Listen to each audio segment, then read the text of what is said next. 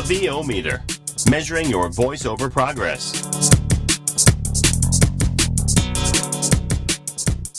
Hi, everybody, and welcome to episode 24 of the VO Meter, measuring your voiceover progress. So today we've got we're going to do things a little bit differently. We've actually got a two-part episode this time because we got so many... Oh my gosh, to be continued. Didn't you already hate that back when it was kind of a novel concept? And it was just like, no, I have to wait a whole nother week. Except it always meant something special. Usually it did. I think it's overdone now. Probably, but let's just go back in time and pretend like we had something cool to talk about. All right. Well, we do. In fact, we had such an amazing panel of international voiceover talent, some from the U.S., like Christina Malizia and Christian Lance, and Sophia Cruz, some from all over the world, like Simone Kliass and Humberto Franco. Oh, that's right. Thank you for pronouncing his name correctly. So Simone's all the way in Brazil, and Humberto's all the way in Portugal. And we also got Susie Valerio. I hope I pronounced that correctly. Yep. Who is also a Portuguese talent, but living in the UK. And so truly international sound there. And then, Sophia Cruz. And of course, I mentioned Sophia. Did you? Yes. So, another U.S. talent who specializes in bilingual Spanish and English voiceover. So we had such a huge information-packed panel. We realized that we couldn't possibly fit it into one episode and still have time for our hour-long rant. So we made it into two-parters. We bit off more than we can chew, which is typical fashion for the way we do things. But nevertheless, it's better for our listeners. Yes, indeed. So even more information, because we know this is something that I've heard, and it kind of makes me chuckle when I see it online, when people feel like they can't pursue work where they're at, because they feel like there's still this idea that you have to be in New York or Chicago or L.A., and if you're not in any of those places, then you just shouldn't even try and pursue voiceover. Couldn't be further from the truth. Not only are there regional agencies throughout the United States, but there's all sorts of work that's not necessarily agent-based, but people need voices for their projects. They might be individual businesses needing a phone message.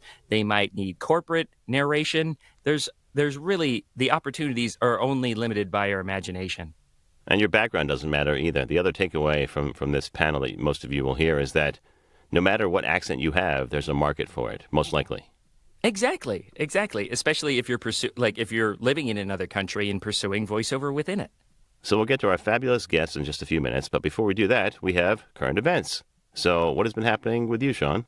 Well, I've been doing a lot of work for GVAA recently, the Global Voice Acting Academy. Some of you guys know I'm the membership liaison. I'm your go-to guy if you're a member with us or if you're interested in becoming a member with us. And we've got all these great workouts and coaches and events coming, and I'm really excited. I got to do interviews with Joyce Castellanos. You might know her as the promo queen or the VO mama, just an incredibly sweet woman who's been a casting director for promo, commercial, and narration for over a decade now. And she's just a wonderful woman to work with. We had a lot of fun doing our interview session last weekend. And then I also got to talk with a video game veteran, Brian Summer. He's just an amazing character actor. He's done a number of games for Telltale Games. He's worked on The Wolf Among Us, which is sort of based on the Fable series from DC Comics or Vertigo, I forget, as well as the Walking Dead series, and just a number of video game titles, reaching back a decade as well. And we also have a new dialect coach and speech therapist, Eliza Simpson. So we're going to have an interview coming up in a couple weeks, but I'm really excited about that because people who know me know I have a penchant for accents. It's just like oral candy for me. So that's AURAL, not ORAL. Big difference. Ew. But, ew. Well, most candy is the oral type, right? I mean, yeah, you eat it. But we won't go down that rabbit hole. Yeah, I don't know. This is dangerous territory. Danger, Paul Stefano. Moving on. But yeah, so I've been having a great time. I've been leading a lot more workouts too. It's kind of funny because some people have actually approached me for my coaching rates, and I'm like, I don't market myself as a coach. I love directing people. I love helping people improve their performances, but I am not a coach. So, I appreciate the compliment. I really do. And on top of that, just my regular voiceover work. I'm actually trying to cast a project for one of my main clients right now for English Anyone. And they had a really unique commercial that they were trying to cast because they wanted a native, like either Chinese American or Asian American actor to convey a very authentic sounding Chinese accent at the beginning of the spot and then transition into an almost neutral American accent by the end. So that's a tough cookie to crack. And I've got a few submissions in. What was that? So how apropos based on our current episode. Absolutely. Absolutely. And I love that some people, like, nobody was like, why does it just have to be this specific person? Everyone was just like, oh, this person would be great. This person would be great. And I was like, ah, man, I love this community so much. That's great. So that's pretty much everything going on with me. What about you, Paul? Well, I had a very busy couple of weeks, actually. Last week was probably... You're right. So I'm glad you asked. Last week was probably my busiest week since I've been in the business, which was weird because there was no real rhyme or reason to it other than the themes of constant effort and marketing.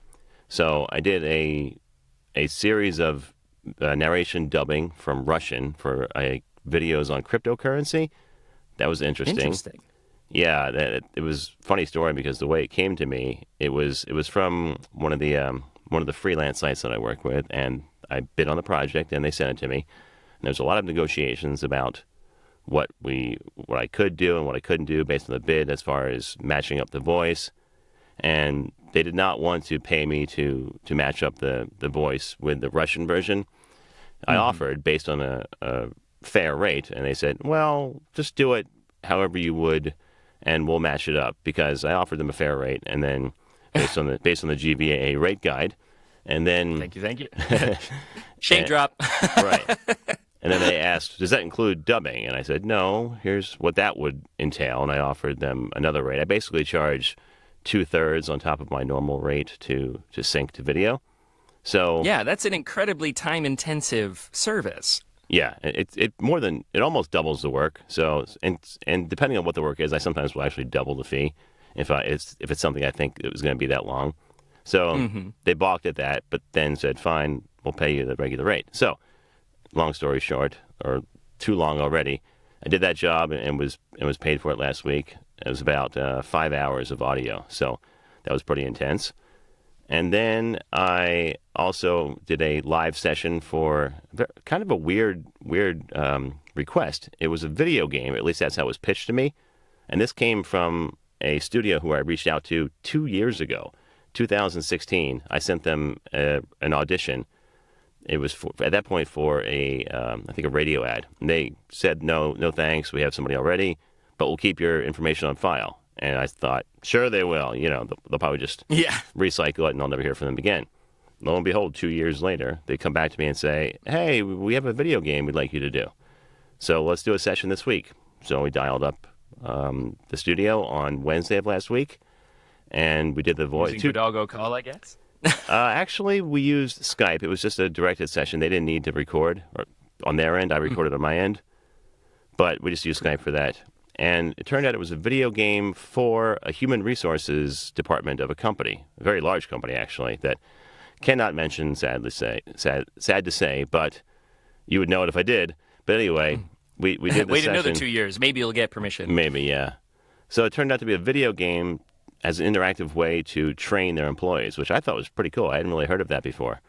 I believe it's called gamification, or just turning instructional, especially e-learning materials, into more interactive, entertaining media. Oh, really? So okay. I'm all about that. Yeah, definitely. Yeah, it was a new field for me, but I enjoyed it. It was doing two different voices, an alien, and sort of the mission control of a space station. And oh, interesting. I think I'd be great for that one. Yeah, I actually did a job like that a couple of months ago as a mission control for another job, another video game. So that was kind of in my wheelhouse. So that was done. Did that last week. I finished my first book for Findaway, which I'm just waiting to come out. Findaway Voices. They're a publisher of audiobooks that is out I'm there. with them as well. I haven't heard from them in a while, but I am. So I have my first book done. I think I've talked about it in other episodes, but I'm waiting for it to come out on Audible. It's out on some of the other services out there like Playster and Librio.fm, but it's not out on Audible yet. It should be out there any day. They said there was some issue with the cover art that they had to fix. So I keep checking frantically the Audible results to see if it's out yet. And you can find it soon. It's called The Nimble Dodger, or you can look for my name, Paul Stefano, obviously, on Audible or Amazon. And then on a related note, my daughter's audiobook finally came out. It's been published on Audible. It's called Bianca Finds Her Bounce. It's a children's story about a little girl who suffers with depression, and it's narrated by Anna Stefano, A-N-N-A. So check that out, and you can buy it now on Audible. It has 2 reviews so far. They're both 5 stars, so pretty excited about that. And wow, what a heady topic to tackle for her first book. Yeah, it was something that was pretty easy for her to identify with, so she picked it up and did the story. It's only 4 minutes long, so it's not like it was labor intensive, but still the first one, and the first one is always the most exciting. Mm-hmm. Well, I mean, it was way smarter for her to do that. I mean, my first book was like almost 200 pages, and it took me forever to complete. Yeah, I'm sure. So, and the last thing I want to mention... Nope. Sorry, go ahead. Oh, no, go ahead. And the last thing I want to mention, and hopefully it's still there by the time I release this, depends on how quickly I can edit it, but I'm currently featured on VoiceOver Extra, thanks to John Florian. So that's voiceover with an X, TRA.com. And I'm one of the featured articles on the front page right now talking about networking. So that was a lot of fun. Yeah, and if you want like an organic voiceover textbook, basically, there's no better resource than VoiceOver Extra. I mean, I've said this a few times on the podcast, but when I really started pursuing VoiceOver, I found it was one of the first sites I could find. I studied it for an entire year. Like, I read all of the current articles they had, and then whenever they had a new one, I would read that. And they have, like, they cover all different areas. They have, like, voiceover tech, like, ideas for editing workflow, or just workflow in general, marketing, different performance techniques. Studio setup. It's an amazing resource. So and it's free. I highly recommend it. And we're still featured there. If you go to the resources section or the bottom right-hand column of the front page, the VO Meter is there, front and center, with a link to our website. So check that out too. Is it front and center? It's not like bottom right, tiny little icon. It's bottom right, but it's the first one in the list. So that's pretty exciting. I just don't want all our podcast fame to go to our heads, you know. Too late for that, obviously. Too late for that. Paul's head just grows 3 times every time I see him. It's just massive now. So that wraps it up for current events. But it would not be an episode of the VO Meter if we didn't cover some questionable gear purchase. All right. So I'll start off this time because I haven't had one for a while. I've actually been good to my wallet and my budget. But I tried to go out and buy an iPad Pro to do all of my script reading and annotating for script prep for audiobooks. And it failed miserably. Well, I'd love to hear more about that, because so many people were like, some people had similar issues with like the previous iPad models, and that was the biggest complaint, is like the styluses don't work, or I can't mark things up as fluidly as just a pen and paper. And then when the iPad Pro came out, you started getting more positive reviews, because like, oh, it's a bigger screen and the stylus works and what have you. So I'd love to hear a negative experience for once. Well, what happened to me, and it's a little bit of can't teach an old dog new tricks. I did get the Pro that has the pencil support built in, and it came with a keyboard and a camera connection kit to allow you to plug in a USB card for transferring files. So, but what ended up happening was the stylus wasn't really usable for some of the things I was hoping it would be, namely editing on the go. So I downloaded the Twisted Wave app and was hoping that I could use this as a mobile recording rig as well. And the pencil is really done for annotating and maybe signing documents like PDFs or Word documents. You can't use it as a stylus replacement or a mouse replacement like you can. So like you can't really drag and drop with it or anything like that? Right. So I was hoping I could use the Twisted Wave app and the Apple Pencil to drag the playhead in Twisted Wave, and it didn't work at all. All it did was... Well, it didn't do anything with the pencil. You still had to use your finger with the Twisted Wave app. Now, that's not to say that Thomas, the developer, couldn't change that in the near future, but for that, it still doesn't work. The pencil is really just for marking things up on the iPad Pro. So if that's all you want it for, to mark up scripts, to sign documents, then it's still maybe a viable option. But what I use my portable setup for is as an actual laptop replacement. So I take it with me on the road to record. I use the stylus as a replacement for the mouse. So you can drag windows.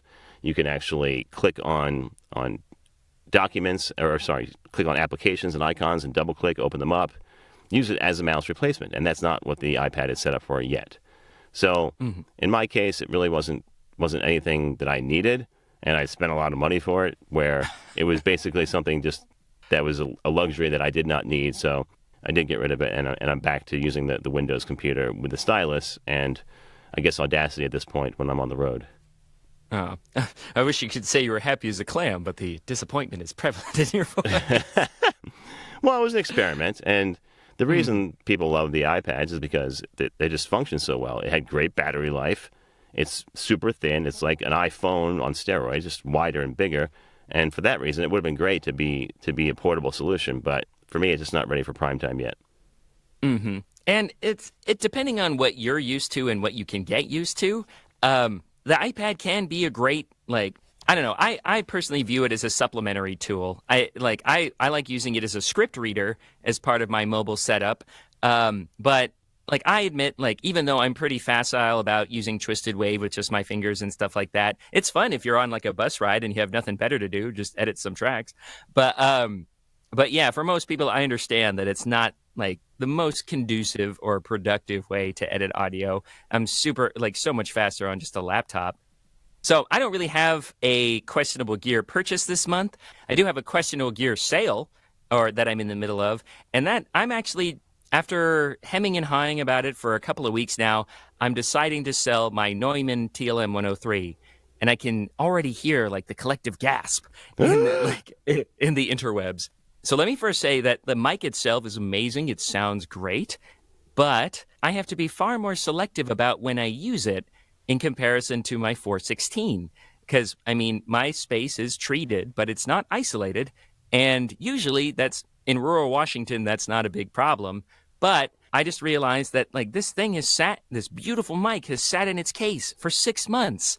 And that's an atrocity to me.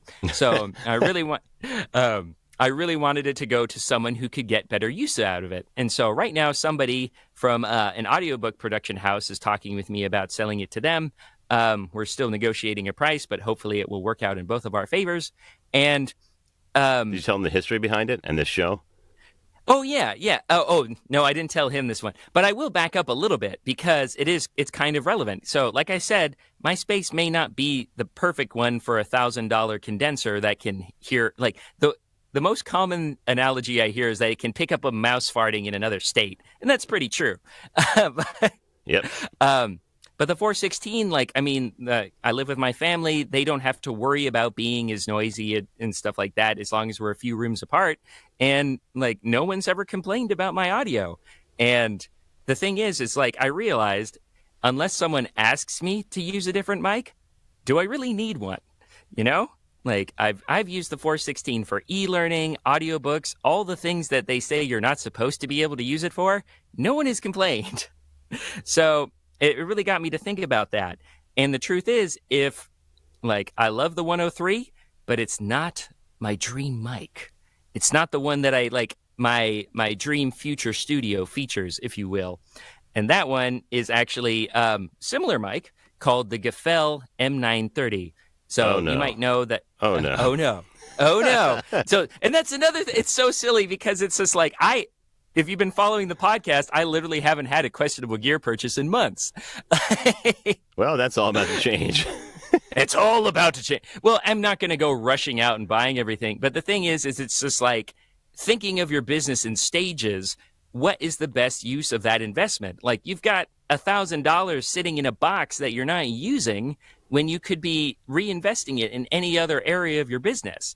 For example, my laptops need an upgrade. That would be great. Or you might need additional acoustic treatment. So it really got me to kind of rethink and kind of see that I might have been putting the cart before the horse a little bit, and just kind of reanalyze where I really want to take my business, where I want to take my studio.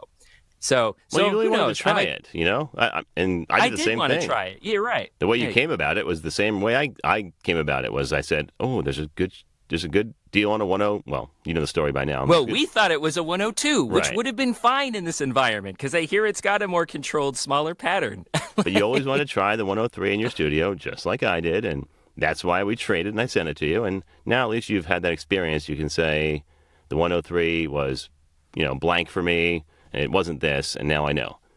Well, that's the thing. Again, it was not the audio quality that was an issue. It was sort of like the, user interface, I guess. The 416 is far more user-friendly to use, and it's lighter, it's low profile. Heaven forbid if I drop it, I'm not going to have a heart attack. Yeah. And also, I freaking hate the Neumann shock mount. I'm sorry. It's two pieces that you have to connect with elastic bands, and it's $120 by itself. And I'm just like, this is not, after moving from a Rycote custom one, I'm just like, no, I don't like this at all. In fact, I had to watch a YouTube video to figure out how to connect it when I got it shipped to me. Exactly. It's one of those, they're very, traditional and ubiquitous, the spider mounts that you see everywhere. Neumann tends to use them for a lot of their mics. But it's just, I don't know, the technology has changed enough that you can have a little bit more, I love the Rycote mounts. I found out about it from Paul Straquerda and Jordan Reynolds. They're just these great little, and I think they even partnered with Rode for the new NT1 kit. But it's just these little adjustable shock mounts. It works really well. They're nice and compact. They're easy to figure out, and it's great. So you can already see my tech lust coming in droves now. Right. But the truth is I can get a similar sound or a different condenser for a third of the price, and I doubt anyone will complain. Or not, and just save your money, like you said, or invest it somewhere else more wisely. Exactly. So, I have a little bit more flexibility. I have room to aspire, room to dream now, and if I can help another talent have a wonderful mic, all the power to me. So before we get into our international panel, actually, our VO Meter Schtick this month is from the husband of one of our guests today. So that's Jason Bermingham. He's married to the lovely Simone Kliass, and he talks about being an American working in a foreign country, recording in English, and a little bit about being a sort of a husband-wife VO team as well. So without further ado, Jason, take it away with your VO Meter Schtick.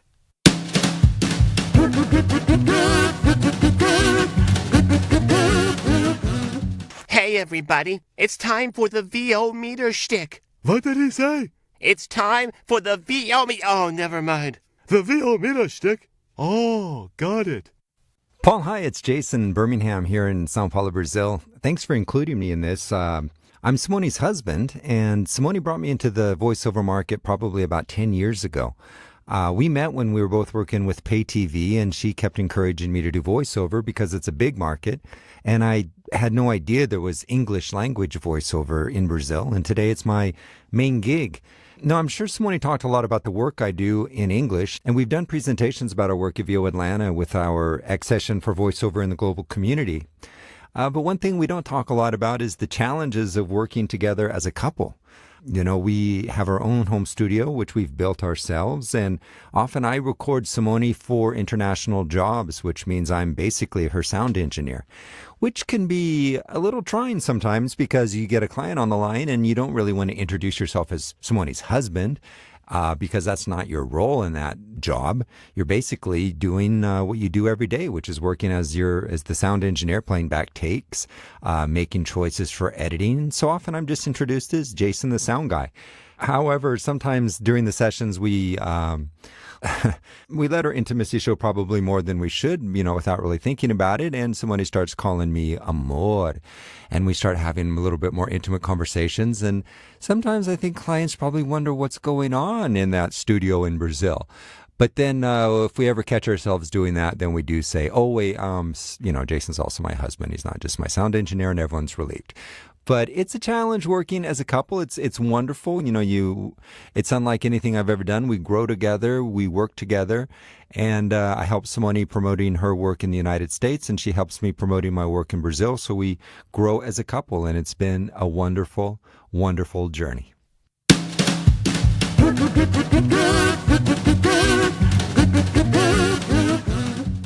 So that wraps up our questionable gear purchases, as well as our current events. And we have such great content coming up, we don't want to waste any more time. So let's get right to our Zoom room with our international roundtable. Hi, everyone. We are joining from Zoom right now, and I'm so excited because we are doing our first truly international panel. We have guests from 3 different continents, 4 different countries, and so we're just going to go ahead and, rather than me introduce them, I'm going to let them do that themselves. So why don't we start off with Miss Sophia Cruz. Hi, thank you so much, Sean and Paul, for having us. And really touching on the international aspect of voiceovers, I feel that there isn't enough information about this. So thank you so much for taking the time to have us here. My name is Sophia Cruz, and I'm a Los Angeles-based voice actor. And I have been doing voiceover for the past 10 years as a professional talent. And I'm really excited to share about what it is that I do. I was born in Mexico, in La Ciudad Orizaba, Veracruz. And that is where I hail from. And obviously now I'm in the United States as an American. So I call myself the perfect blend of Mexican and American, because that is what I am. I'm a bicultural talent, understanding both sides of the countries and everything that comes with that. Very cool. Thank you. All right. Miss Simone Kliass. First of all, thank you so much for having me at your podcast. It's a great show, and congrats. Oh, thank you. And it's an honor for me being with the other talents that you invited. They are great people and wonderful professionals, so it's a pleasure. So I'm Brazilian, as you can heard. I live in São Paulo. I have been, I'm an actress since I was 9 years old, and I'm in the voiceover area since 99. So yeah, basically it's that, but there's a lot of things to talk during this podcast. Well, absolutely. I had no idea you almost had 2 decades of experience with that. That's amazing. All right, up next we have Humberto. Wonderful. And what about you, Humberto? My name is Humberto Franco. I live in Portugal. I'm a voiceover talent full-time that speaks English, non-American, non-British. So it's an international English. I speak Portuguese from Portugal, which is different from Portuguese from Brazil. And I also speak Spanish, but it's a mix of Spanish from Spain, from Latin America, so it's also an international Spanish. My name is Susie Valerio. I live in England, and I record in Brazilian Portuguese and in international English. I also speak Spanish, so I can do it I have recorded in Spanish, but my main languages are Brazilian Portuguese and international English. So thanks to everybody for joining us again. As Sean said, we're really excited about this panel, and it's something I think will benefit all of our listeners greatly. So the reason this came about was in VO Atlanta, I was talking to Humberto, actually having lunch with him, and he was talking about the difficulties he had as a bilingual talent, specifically speaking Portuguese and being a native of Portugal, and looking for jobs and finding that there was a greater demand or a lot of demand for Brazilian Portuguese. And later on at VO Atlanta, I met Simone, obviously, and said, hey, I think I have an idea for a topic. So that was where the initial conversation came up, and I think it's a great one that we can tackle. But really, the first question I had for all of you is, as bilingual talent, which is your mother tongue, and which of the voices do you use more? Is it your mother tongue, or is it your region now where you're living? So let's start with Sophia. Sure. So my story is a little bit unique, I think, in the sense that I was born in Mexico, but I was raised in the United States. However, no one, being an illegal immigrant in the United States, we didn't speak English, obviously. And so my mother actually to this date does not speak any English. So I only talk to my mom in Spanish. So when you grow up with a family that doesn't speak, where you're in a brand new country, you don't even understand the language, it definitely presents itself as challenges. So I say that to say this, that I feel that I'm native in both, because to a certain degree I am. I had no ability to speak English. There was no ESL back in the day. Not that I'm super old, but there just wasn't those resources available in my elementary school. And so I didn't learn English until ESL finally came to my school, which was in 3rd grade. So up until 3rd grade, however old you are then, 7, 8, I didn't speak any English. I only spoke Spanish. So my native tongue is Spanish, 100%. However, from 3rd grade to 8th grade is how long it took me to master English and master it without an accent. I feel that then I switched to natively speaking English because I worked so hard to not have the accent and really learn all there is to learn about English. So from that side, I feel like I have two. So to answer your question, I actually speak both fluently and well. That both I get requested to speak both on a very frequent basis. And thankfully, the voiceover market in the United States is, to this point in time in 2018, a very important commodity that did not exist when I first started in voiceover back in 2005. In fact, in 2005, I was dreaming for the day that today we have, which is that you can speak English and Spanish in the same project, voiceover project, commercial or e-learning or app or whatever. So today I actually get requested to speak both of them in the same project. And I do book on the same amount of English and Spanish on a regular basis. So both of my work is 50% English and 50% Spanish. That's great. So a quick follow-up question that's a little off script, but because you brought it up, my great-grandmother was from Spain, and grandmother was a fluent Spanish speaker. And my mom tells stories about encouraging her not to speak Spanish outside of the house. Is that something your mom did as well? I know you mentioned that you only speak to her in Spanish, but outside the house in school, did she encourage you to speak English? I remember my mom saying my grandmother would always be saying, "English, Barbara, English." No, I did not have that actually. I know there's a really successful voice actor in Los Angeles. Her name is Silvia Villagran, and she has that story where her parents told her she could not speak English in the house. I did not have that. My grandparents and my mom all were happy once I was able to speak English because I became the official translator in the house. I translated everything, and every meeting, every work. I went to my grandparents' work to do their employee reviews. I translated everything. My grandfather thought I was going to grow up to be a U.S. embassy translator, official translator, because I translated everything, every document.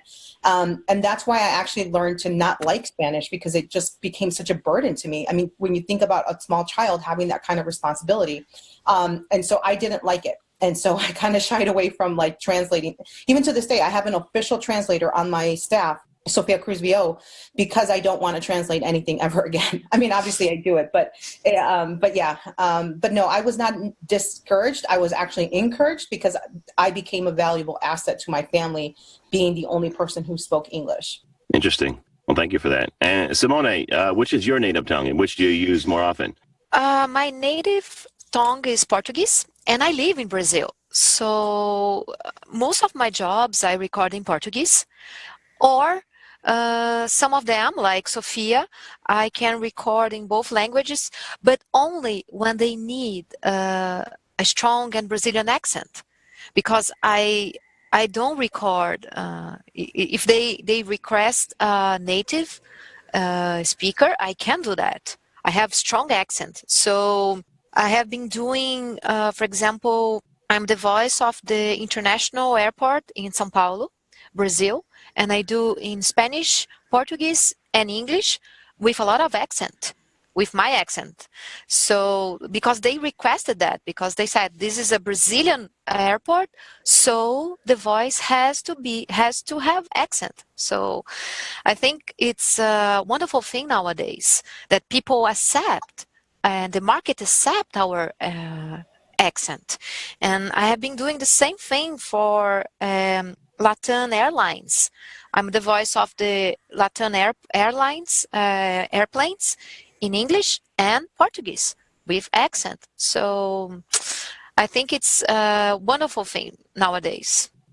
I get quite a lot of requests for English, and I would say that it's now shifting. It used to be that, well, most of the requests I used to get used to be for strong Brazilian or Latin. I still get quite a lot of that, but it used to be that I would do maybe 80% in Brazilian Portuguese and 20% English. And then as the years, as I time has passed, I'm now at the moment, I would say that it's perhaps 60% in Brazilian and 40% in English, sometimes even 50-50.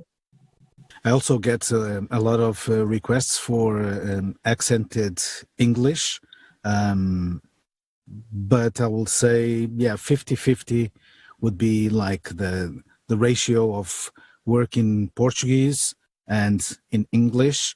And I've been, because I'm trying to reach out and get more into the American market, that English numbers are growing and have been growing since the beginning. So I think it will be more English than Portuguese really soon. That's wonderful. And it actually touches on our next question. And you're welcome to jump in this too, Sophia. So, Simone, you've already explained a little bit yourself.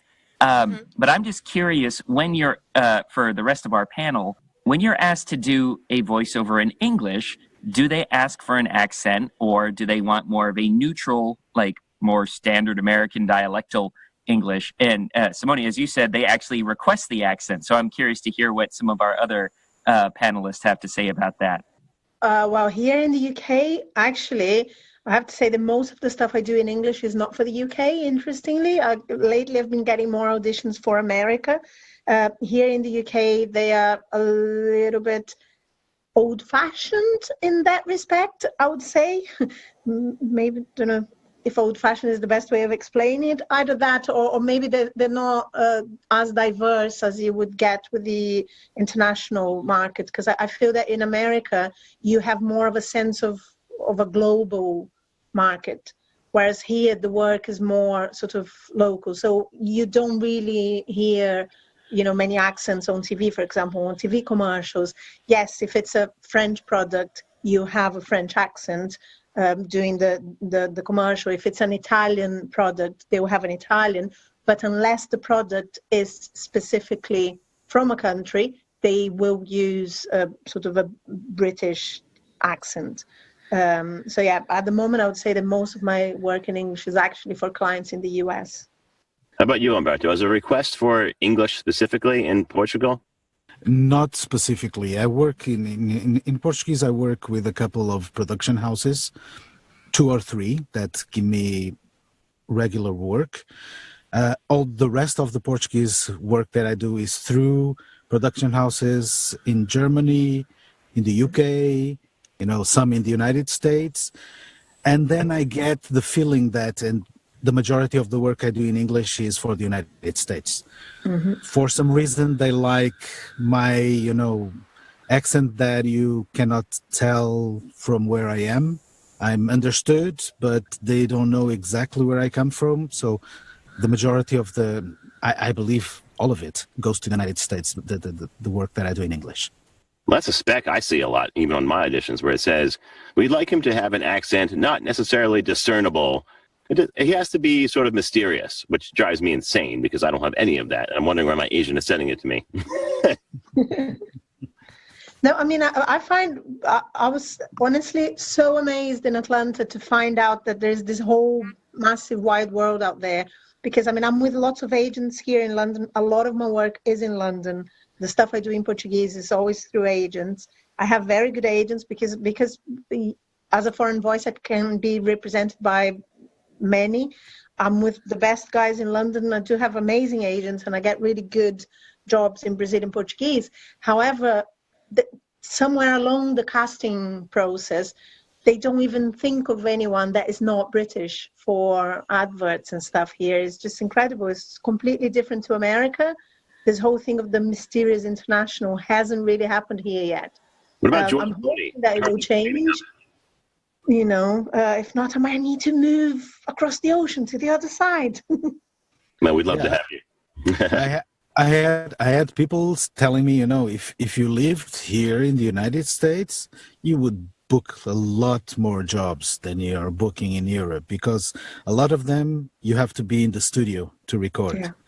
So they still don't do it remotely, and I understand. And for instance, get a flat together.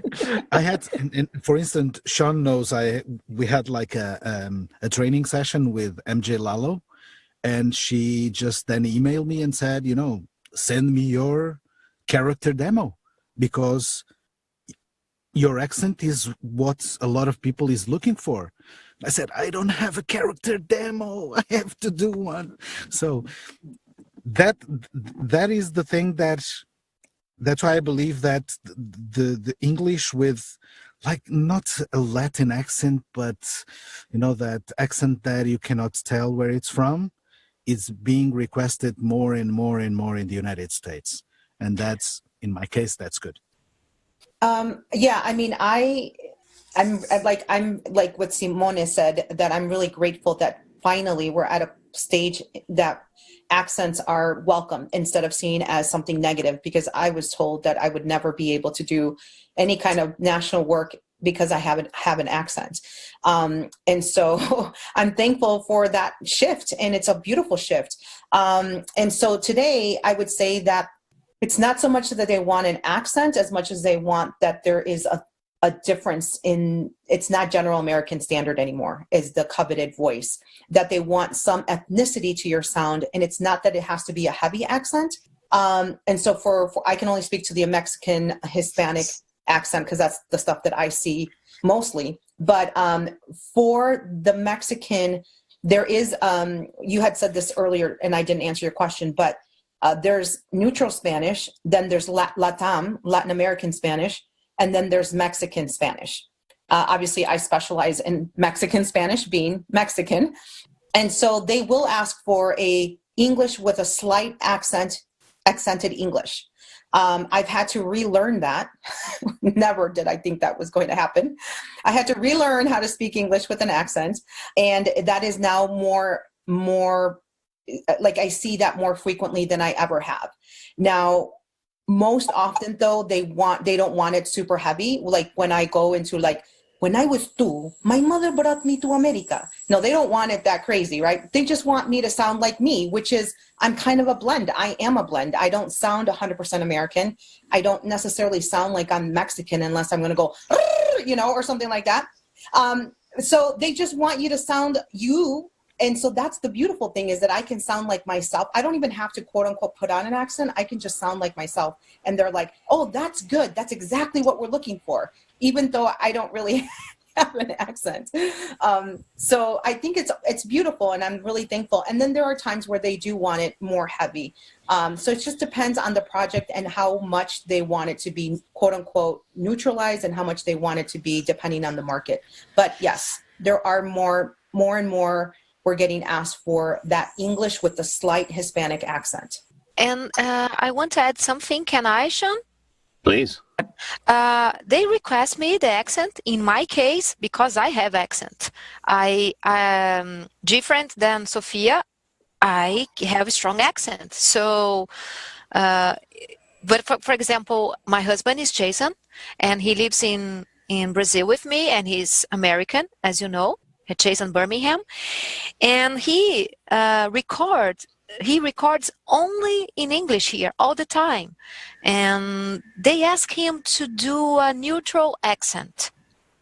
So yeah, he has been recording for, I think, almost 10 years, and he has to neutralize his English, because the jobs that he record here in Brazil, most people, is their second language English.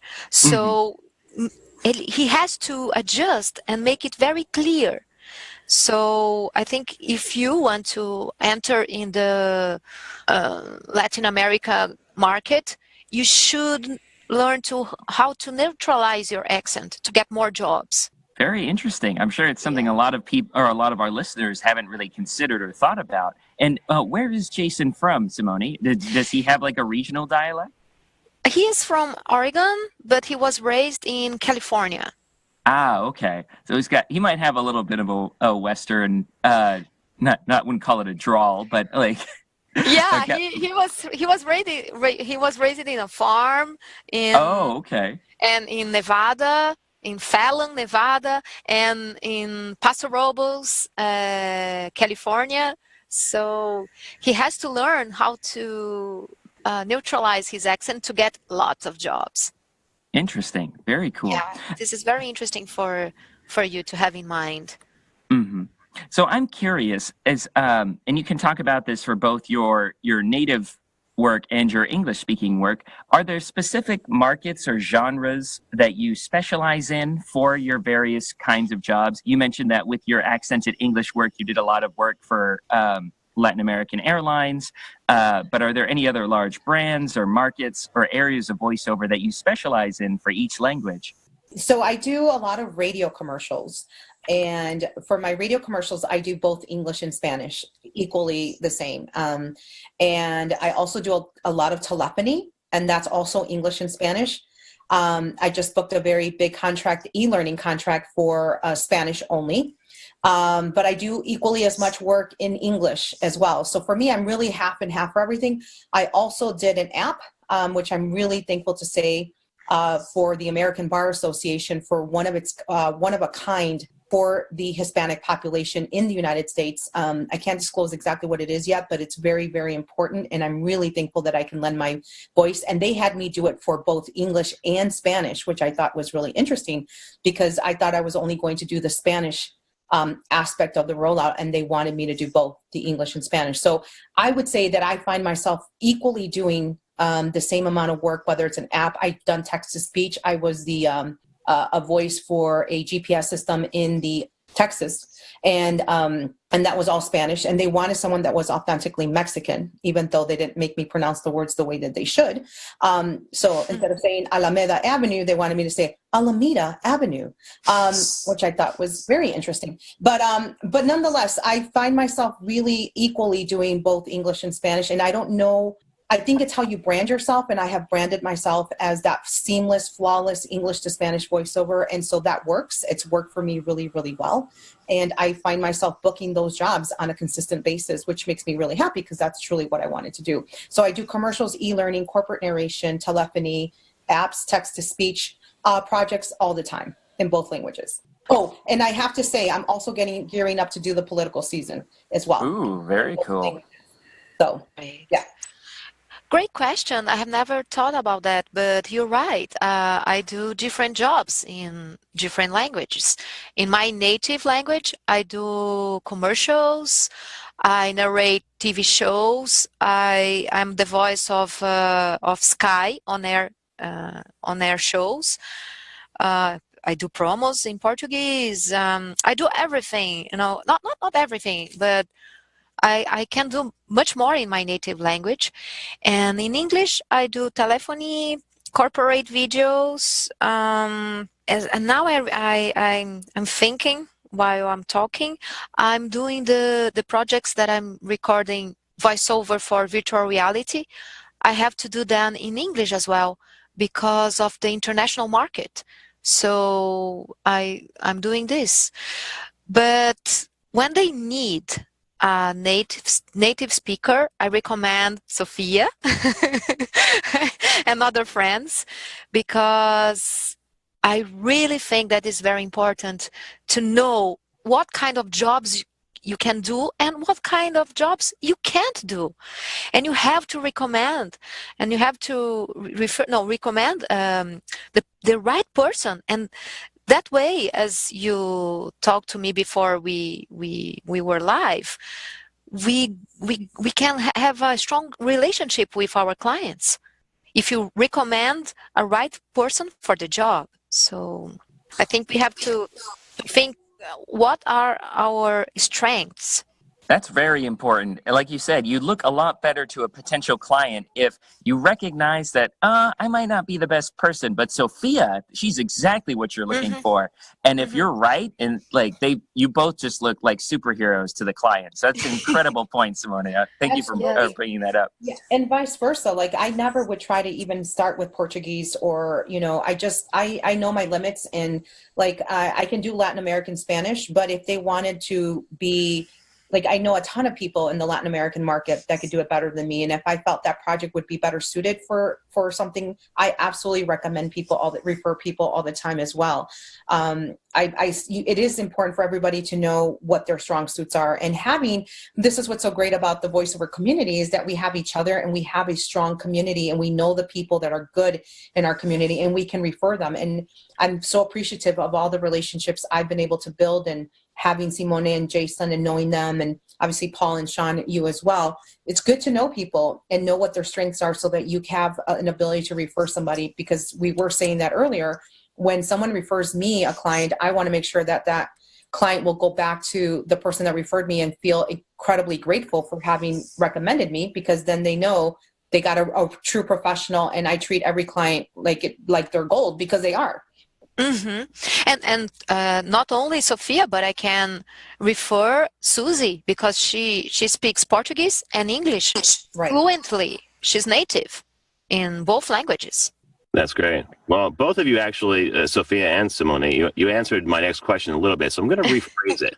Because what I wanted to know is, when you see specs for a job and it says, in Sophia's case, Latin American Spanish, or in Simone's case, it may say native Portuguese, do you ever try and pull it off and say, well, this person doesn't really know what they're asking for. I'm going to do it and as me. And hope that it gets through? Or is it something you absolutely will not do and refer to someone who you know is a native in that dialect?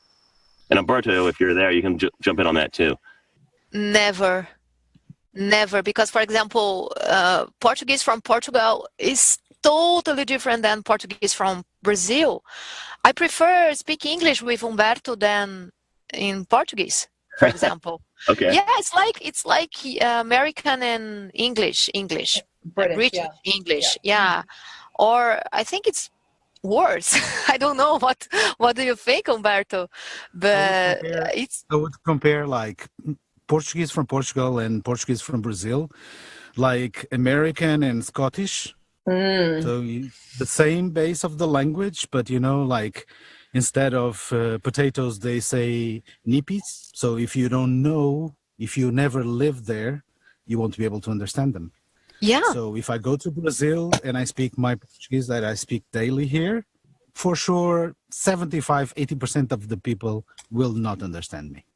So that's really important. I think that's one of the things that I would like to say, because I think that it's important for us to remember that we hopefully the buyer is an educated buyer and they're going to know the difference. Maybe the casting director won't know the difference, but the end buyer will.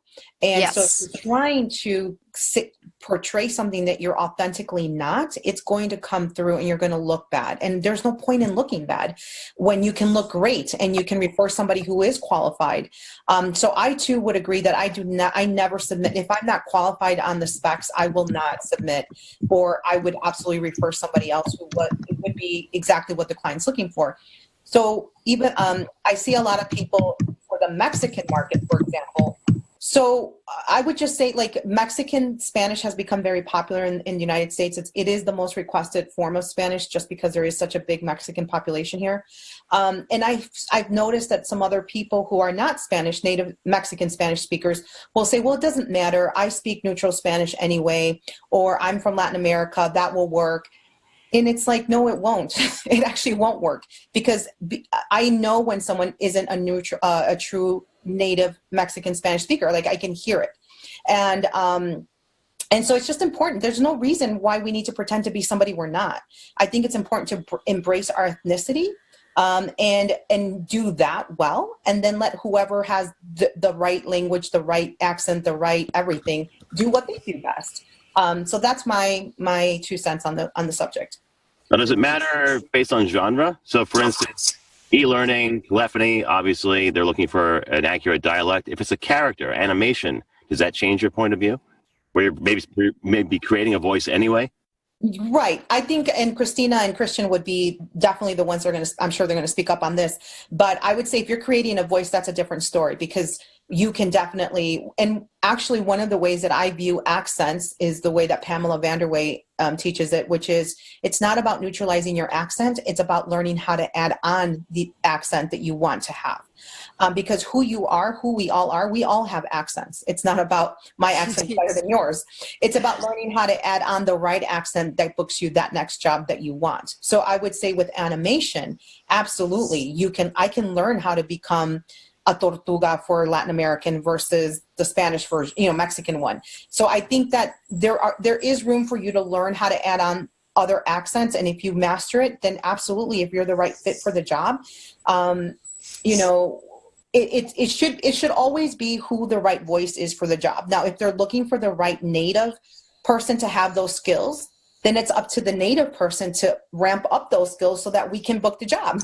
Right? So we shouldn't be upset if somebody else who isn't quote unquote native books the job if they have the right skill set. So if we want more jobs to come to the native people, then it's up to us to build up our skill set so that we are bookable and not find fault in whoever did book the job.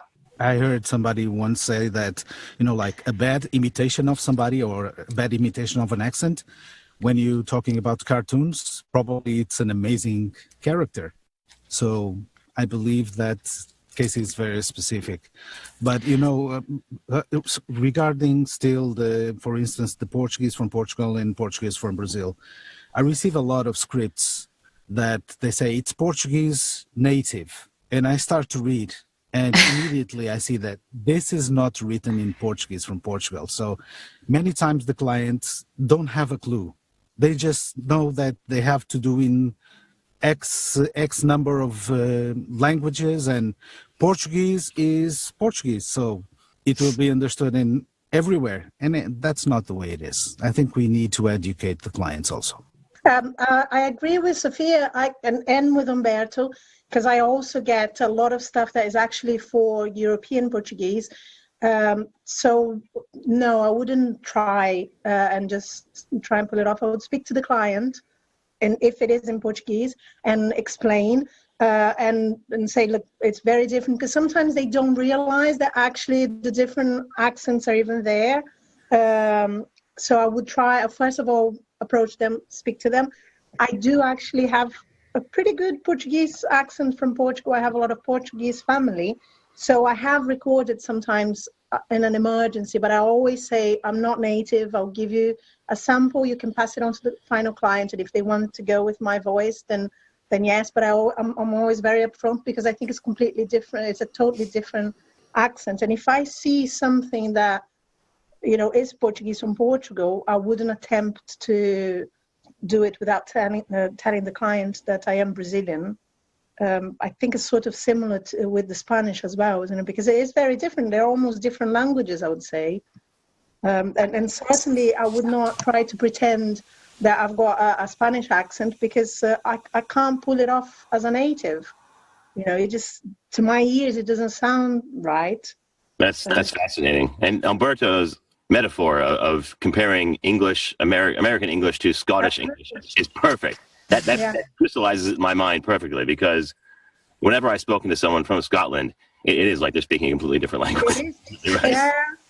And can I add in this 2 cents, because I think this is important. One of the things that I disagree with certain Spanish voiceover colleagues is the purity of language of Spanish, because our job is to, my job is to give the best Spanish performance I can give to whoever is requesting, whatever client is requesting. But by the same token, I'd like to use the example in the United States. There are a lot of people that book a British English that aren't native British, and from a native British standpoint, their English sucks. But the market in the United States bears that kind of British accent as acceptable. It's not a purist in any way, shape, or form. It sounds awful to the UK people, but in the United States, it's a marketable British accent. The same happens with Spanish. And so it's really important for me to say this, because there's a lot of disagreement within the Spanish voiceover community. Oh, Sophia, the way you speak Spanish isn't as good as it can be because you're not super pure, you didn't grow, you know what I mean? And it's like, well, that might be true, but the market bears the kind of Spanish that I speak, which is this blend of being raised here and being born in another country and having that immigration factor built into my Spanish speaking. And so there's a market for that.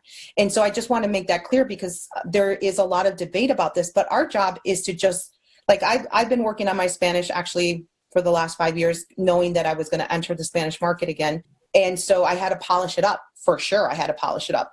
But there was this debate early on that, well, you're not 100% pure, so therefore you shouldn't be working in Spanish. And that's like, you can't say that because the market bears the kind of, that's like saying somebody recently recorded a spot that was like kind of like a Spanglish version of Spanish and English, and that's acceptable too. So we're not the ones that get to say what's acceptable. It's what the client is really looking for. And as long as we're honoring what the client wants to the best of our ability, at the end of the day, that's what pays the bills for them, is that they're looking to connect to people that are like me from both countries blended together. If they wanted to market to the Mexican people in Mexico, it's even going to be a different Spanish than the one that we offer here in the United States, and vice versa. So every market has its own need and marketability of different accents, and that's something to keep in mind as well. The thing with the Portuguese that is quite interesting is actually that doesn't happen at all. Like in Brazil, if you have someone that has an accent from Portugal, that will never, it just doesn't work. People don't even understand. And same token, if I record something for Portugal, they will understand me, but the market doesn't want my accent, and the clients are not aware of that. And also, I think there's one thing I've noticed quite a lot on a few sites is people, and I'm sure you get that with Spanish as well, people that speak Portuguese, that speak Portuguese to a very good standard, but they're actually selling themselves as bilingual when actually we can hear that they are not native speakers. And that, again, in Brazil, for example, wouldn't work because we don't have that kind of, in our market, that doesn't work. Even accents within Brazil, people from the Northeast will find difficult to work in the main markets because their accent, even though it's Brazilian, it's not the accent that sells. So I think it's a bit more, with the Portuguese accent is a bit more specific, I guess. Yeah, and that's a good point. It's just important for everybody to understand their market and what accents are really what that market bears, so that you are marketing yourself intelligently and will actually book the work that you're marketing. Because I also specialize in marketing, so I have to say that. Like if you know how to market yourself well, and your brand is exactly what you bring to the table, you're going to book way more work than if you pretend to be something that you're not. So I think it's really important to understand the market that you're marketing to and understand your own skill set so that you can be able to sell yourself well and book work. Exactly, like Sophia said, because Susie, I brand myself. My marketing is Portuguese. And and when I speak English with strong Brazilian accent, this is my brand, this is my marketing. So if I have a job with these characteristics, I can do. But if not, I refer you, Sophia, because you don't have accent. But talking about character animation, like Paul asked us, yeah, in this situation we can do. We can try to do other things. We can try. Always being honest, because I think the honesty is the rule number one that we have to have. But we can try in animation, And you can you need to be honest with yourself. If I try to record in Brazilian, in Portuguese from Brazil, I've seen Brazilian soap operas since I was born, basically. So, and they were very, very popular in Portugal, and that's why I can joking around and messing around with friends speak like Brazilian, with the accent. And if you listen to Brazilian with Portuguese from Portugal, it's like one is spoken, the other one it sounds like a song. It's very melodic. Portuguese from Brazil. I usually do this comparison. This Portuguese from Portugal, it's like a cube. It's square, like straight lines. And from Brazil, it's like a circle. is round. It's a round melodic language. So I would never emulate, but there are unfortunately a lot of people emulating Portuguese from Brazil. And when I listen to that, it's like, wow, don't you have ears? Don't you have self-pride? That's, I speak Spanish. I was hired once to do TV commercial in Spanish for a South American country. And I said, are you sure you want me to do this? And the client say, yeah, I want your Spanish with that accent that is not from Spain. It's not from anywhere. Okay, I'm okay with that. I can do that. At this moment, I'm doing an e-learning recording, and I am a guy speaking English with a Latin accent. Latin is a broad thing. It's like, I'm Portuguese, I'm Latin, it's so, but if it's something specific, if I get an audition saying, like English with Mexican accent, I cannot touch it because I don't have a clue about the Mexican accent, like Sophia said, so I'm not going to touch it because I'm going to waste time recording the audition. And then the client hears it and say, oh man, this guy is trying to get some money and probably will take my name off his list forever. Why take that chance? It's crazy. Well, it's good to hear that some of the truisms of voiceover is coming through in the international market as well, and that you be true to yourself and market your own skills. For instance, I wouldn't try to do an audition for a 9-year-old boy because I'm going to sound ridiculous. And it's no different if I was trying to pull off a different language that wasn't native to me or at least trained very, very well. So to move on to our next question, let's talk about some of the other challenges that are involved in being a bilingual talent, as well as some of the benefits that you enjoy being able to speak more than one language. Anyone who wants to start? It's tough. It's tough. It's like this year I went and I met all of you in VO Atlanta. Like, I'm trying to, trying to get in a market that I don't understand.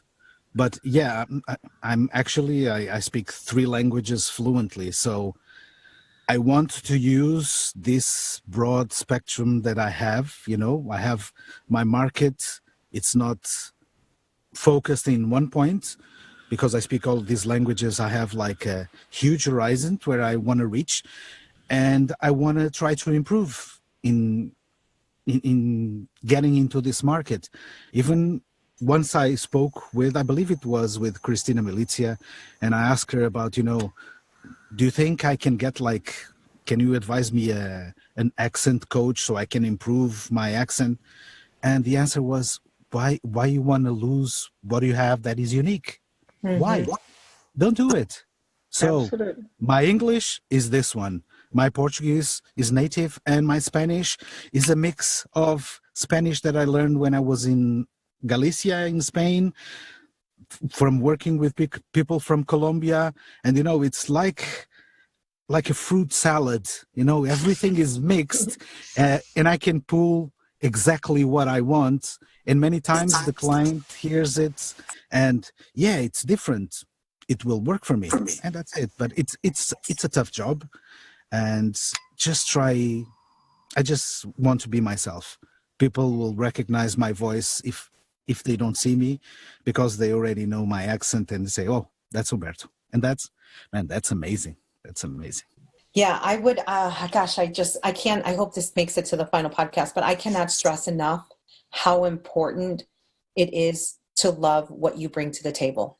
Like everything, the beauty, there's beauty in not belonging 100% to one language, to one country, because you become this beautiful blend of all things, and that's what makes us unique. And I think the challenge is, or at least I can speak to myself, the challenge for me was when I wasn't willing to accept that, when I was bent on becoming 100% American, because gosh, I was so tired of getting bullied and being told that I don't belong and that I'm not welcomed here and blah, blah, blah, blah, blah.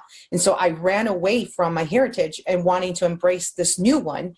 And it wasn't until I finally accepted, no, I am a mix of the two, and that's okay. And not only is it okay, it's awesome because it's who I am.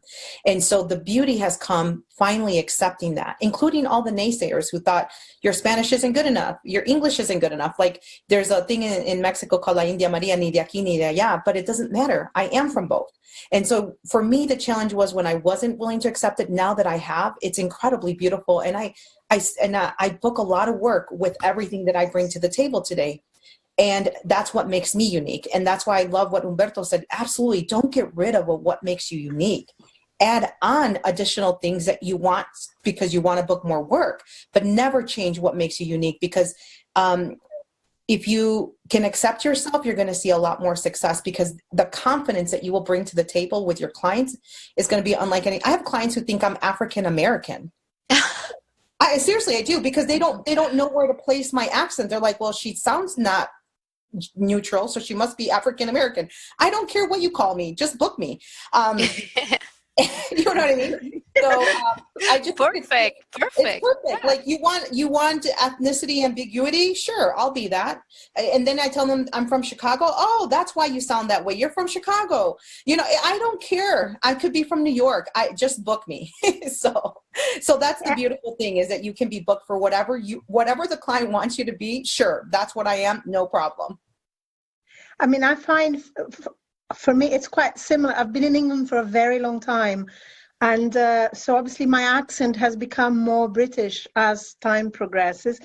But here they book me for Portuguese because it's my native language, even though I've been here for 30 years. It is my native language. And I'm now getting booked less for English because obviously I don't sound as Brazilian as they would like me to sound, because they sort of imagine someone with a stronger accent. So for a while, I was kind of trying to think, well, where do I kind of fit in? Because I come from an acting background. So obviously that has toned down my accent a little bit. To the English, I still sound foreign, but they can't really place me. And here there is not, they don't really have diversity you guys have in America of this sort of international accent. We don't really, it's not really quite here in England yet, which to me was a revelation when I got to Atlanta and people were all mesmerized by my accent, because I thought, wow, awesome, there's a lot of work out there for people that can't be placed. So I'm feeling super happy at the moment, because I'm thinking, okay, so I am not actually a bilingual Brazilian. I have international English. I kind of feel that I kind of found my accent, and hopefully that will reflect in me booking international jobs, I guess. Because Susie? I mean, the amount of times I get it in English, I have to change my accent and pretend that it's a bit stronger, and then they think it's too much. It's sort of, it's quite a tricky place, like no man's land kind of thing. And Susie, I have to tell you that your Portuguese is amazing. And you don't have accent. I was impressed by your Portuguese. I talked to you in Portuguese and you don't have accent. I don't know how, because you don't live here, but your Portuguese is you're totally, you can book jobs in Portuguese whatever job is, because your Portuguese is amazing, really. Thank you. No, really, you don't have accent. I mean, I do like. There's a lot of stuff in Portuguese happening here in England. So, you know, by default, that's kind of what I do the most. But I do, like today I had a job for the BBC that they left me on a pencil for ages. And then in the end, they went with someone else because they felt that, oh, no, you don't really sound kind of Latin enough for what we need. So I'm just now kind of trying to find my feet, in the sense that, okay, I've just done a new demo, completely new demos in English. Focusing on this sort of nondescript international voice. Yeah, because your English has a British accent. Your English has. So the rest of the world, your English sounds British, just so you know. What? But actually, even here, because sometimes people think I am from different places in the United Kingdom. Like even them, they can't really tell where I'm from. Like they think I'm from here because I look British. Yeah. So there's that kind of confusion when I go like, oh, actually I'm Brazilian. They go like, what? You know, because it's sort of, then I think that's what it is. If I looked more Brazilian, then maybe they would perceive me differently, even though I'm working with voice, you know. You know, for instance, if I met Susie on the street and I spoke with Susie, I would know that she's from Brazil for one reason, for the end of some words. Like a British would say will, and Susie says will. The final L is No, but that could be round. from It's a Wales. round. That's the thing. That here No, they but think I'm it's from Wales. but it's the, it's like I told you, like, everybody that's those many years watching telenovelas, you get, like that feeling gets like in your DNA, You so does. Yeah, when I I went find to yeah, Sophia, go. I'm sorry. I didn't mean to interrupt. I was just saying, when I went to Brazil, everybody knew I was Mexican. Every single when I went to Puerto Rico, everybody knew I was Mexican. Like, we think we don't know our own people, but people know their own heritage and race. And I'm not surprised, Humberto, you can say that about Susie. Yeah, no, but to be honest, like, I go to Brazil and people don't think I'm Brazilian. In Rio, for example, they don't know where I'm from. I get a very nondescript or somewhere else kind of thing.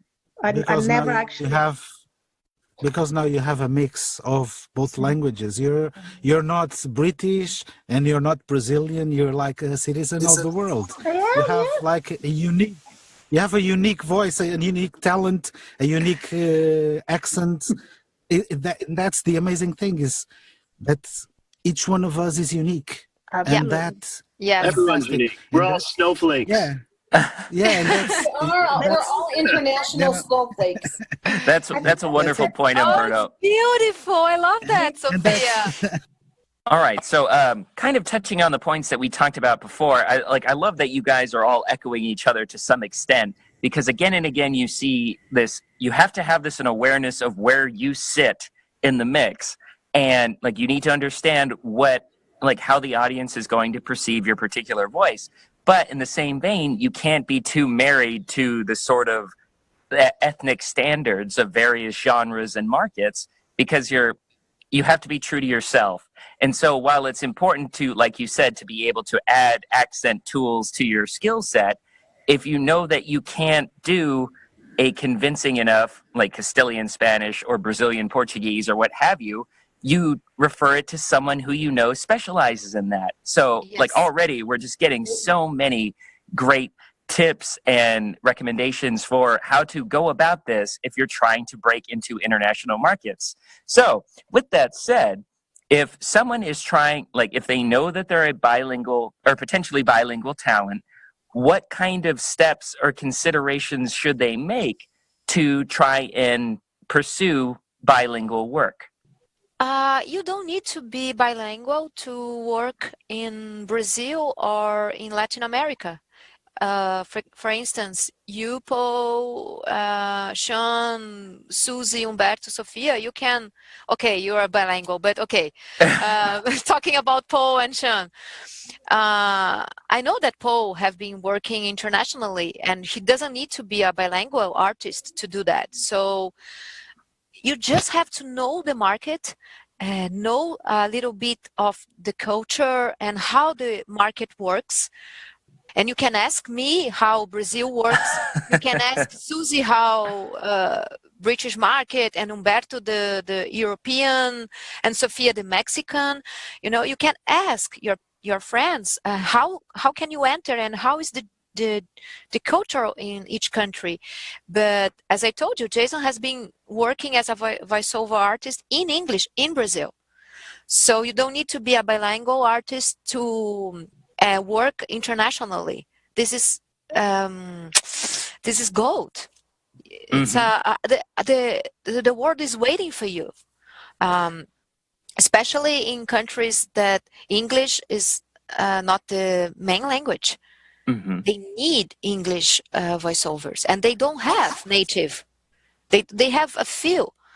Susie, I'm sure she's working for Brazil as well.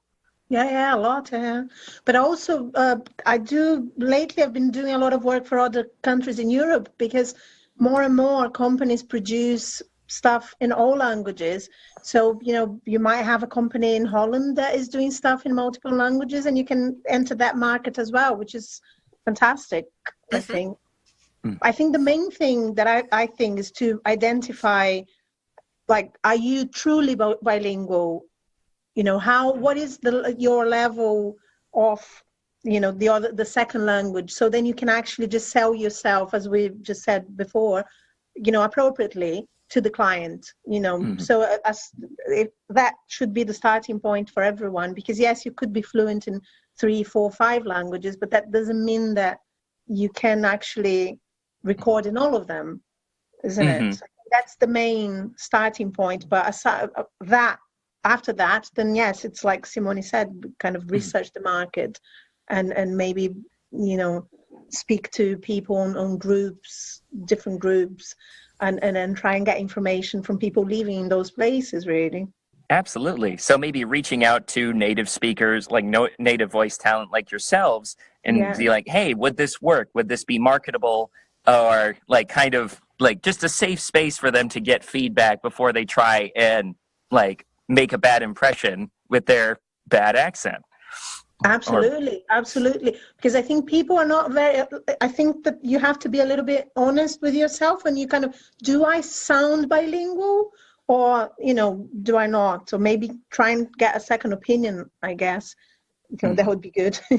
But I think that also, I mean, I love sending jobs to friends, you know, like if I have a Russian friend and I see someone that, you know, needs a Russian, I have like 3 or 4 people that I always suggest.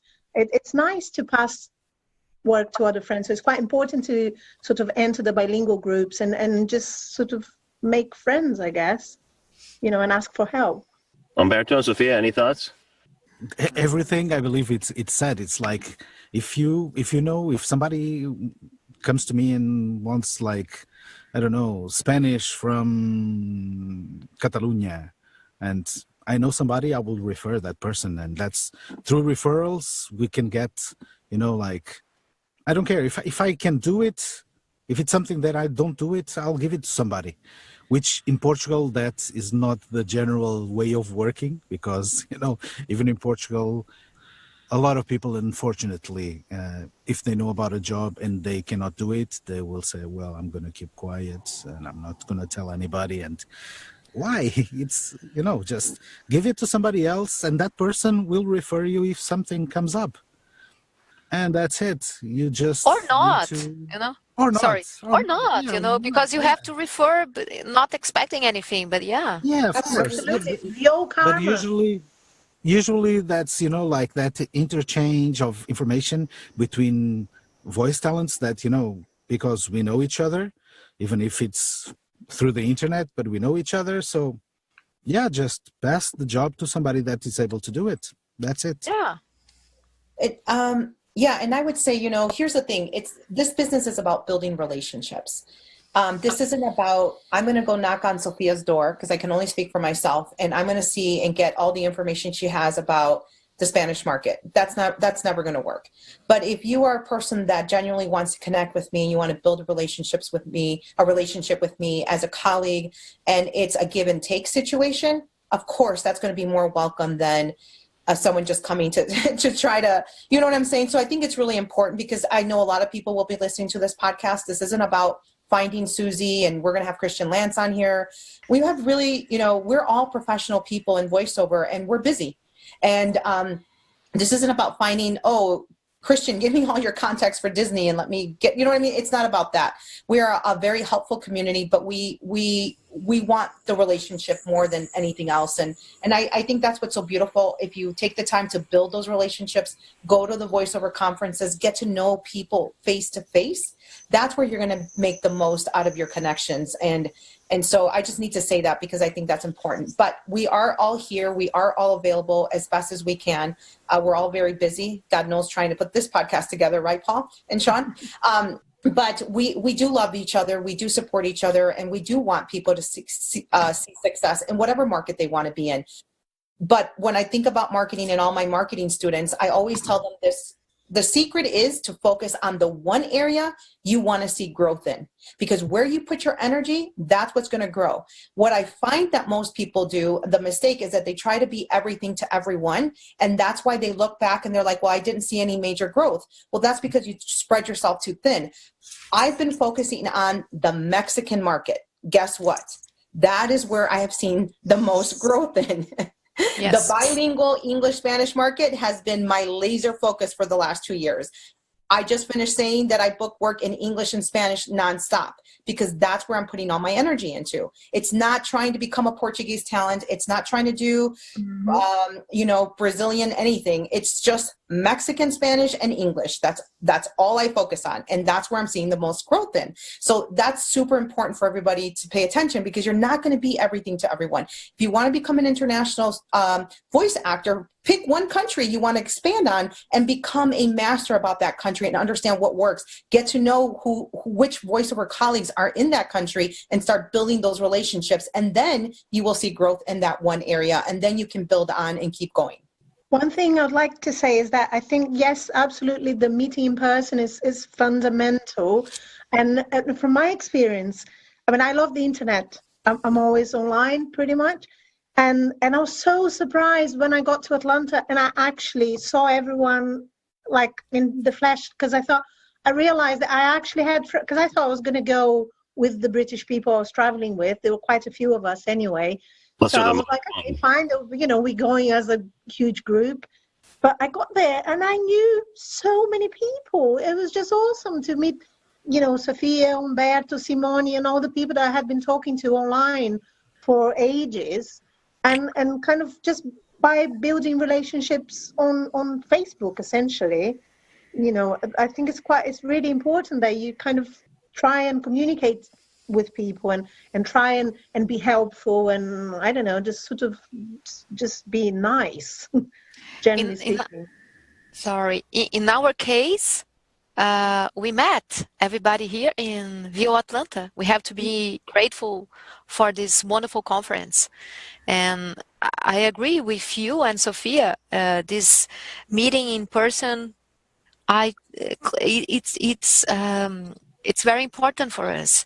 And the podcast that Paul and Sean are doing is not in person, but it helps creating this sense of community that we need.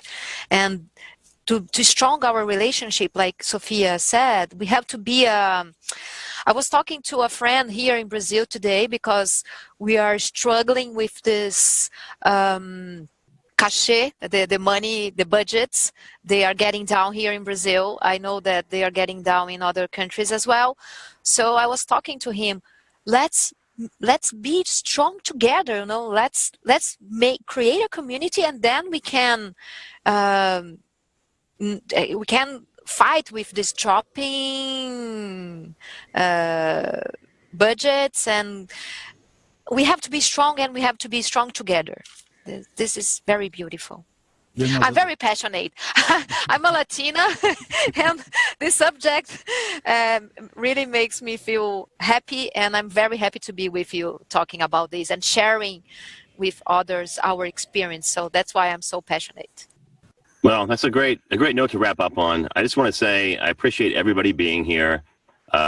Ever since VO Atlanta, really, I wanted to put this together, and I'm really excited that everyone was able to join us. And I thank you all for your time and your comments. Sean, any parting words? Well, like Paul said, I just wanted to thank you all so much. And I love that you were all on the same page and offered a lot of the same advice and mindsets to build that self-awareness, to, like, more than anything, before you try and jump into this, like, if you know your strengths, and if you don't know them, find a coach or find a professional who's where you want to be, and reach out to them and get their feedback, get their advice before you, like I said, shoot yourselves in the foot.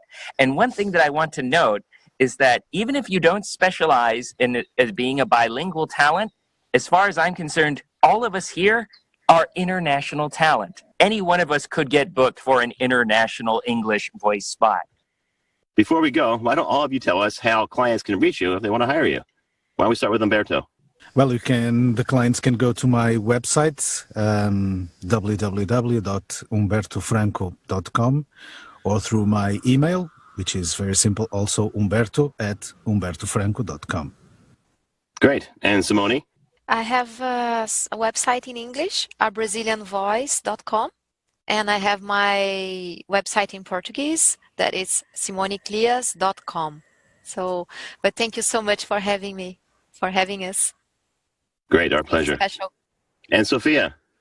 Yes, I can be reached at Sophia, Sophia, Cruz, Cruz, VO.com. Sophia at SophiaCruzVO.com if you choose to email me. But thank you so much for having us. Susie? www.susievalerio.com. That's SUSIEVALERIO, SusieValerio.com.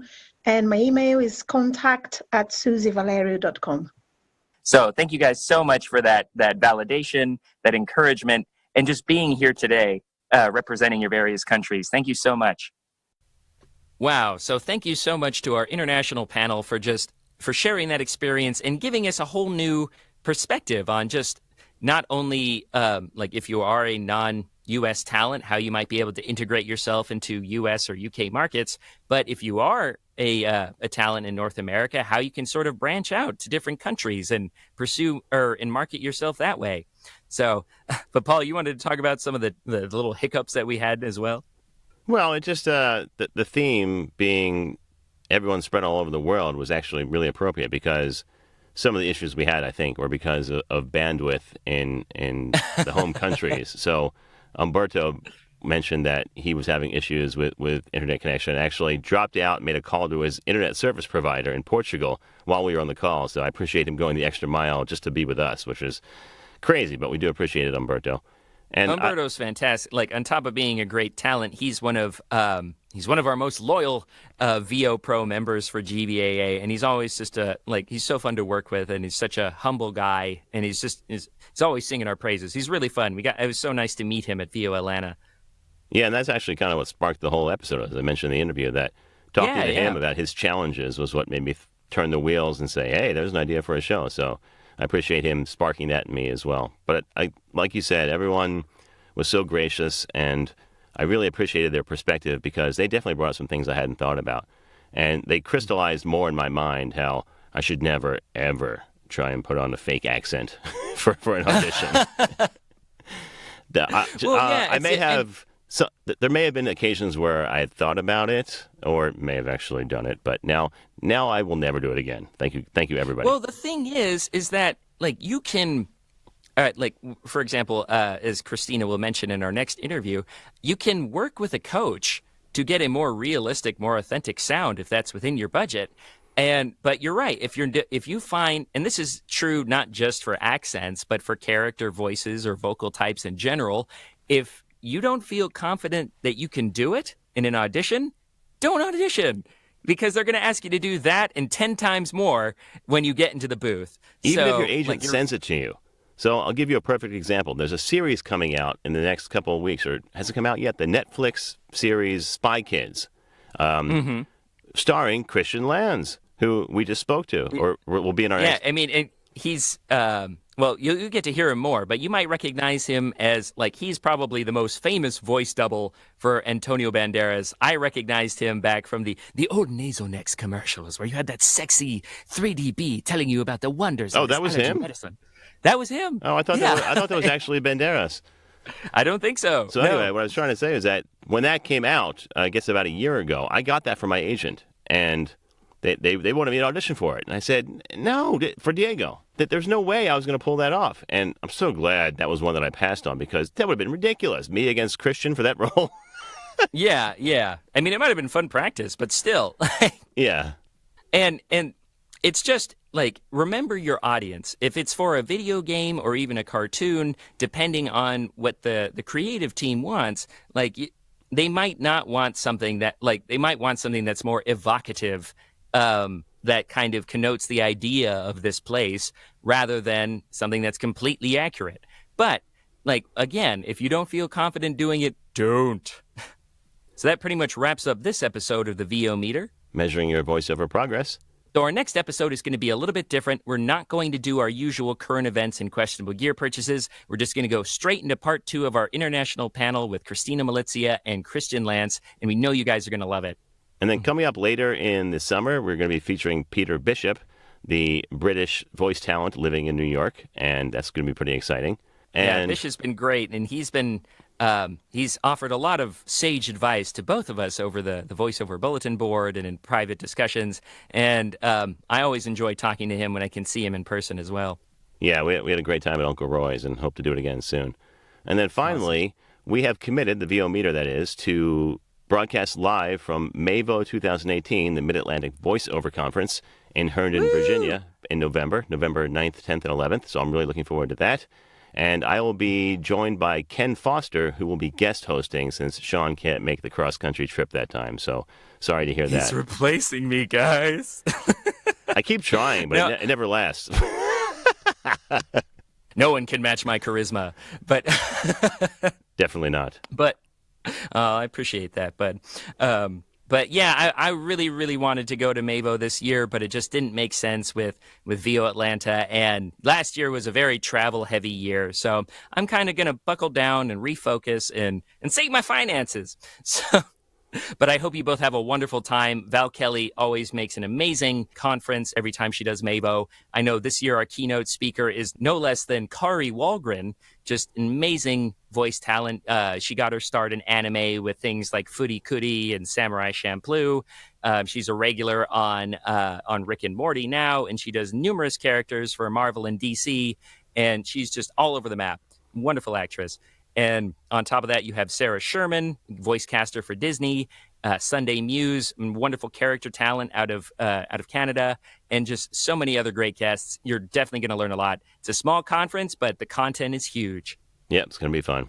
So that's it for now. Please join us for part 2 of our International Roundtable, and we'll see you soon. Have a great day, everybody. Thanks for listening to the VO Meter, measuring your voiceover progress. To follow along, please visit www.vometer.com.